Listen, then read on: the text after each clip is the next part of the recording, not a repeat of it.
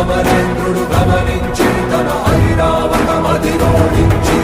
ఆంజనేయుని సమీపించి తన వజ్రాయుధమును విసరగా అది పవన నందనుని హనువుని తాకా చిందిన రక్త బిందువే విద్యుద్వేగంతో ధరణి స్థలి వంద కడలిలో చచ్చి వంద కడలి అట్టడుగున గల శ్రీరంగ శుద్ధి గర్భము చేరియట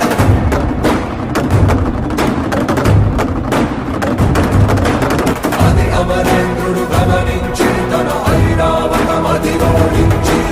ఆంజనేయుని సమీపించి తన వజ్రాయుధమును విసరగా అది పవన నందనుని హనువుని తాకా చిందిన రక్త బిందువే విద్యుద్వేగంతో ధరణి స్థలి వంద కడలిలో చచ్చి వంద కడలి అట్టడుగున గల శ్రీరంగ శుద్ధి గర్భం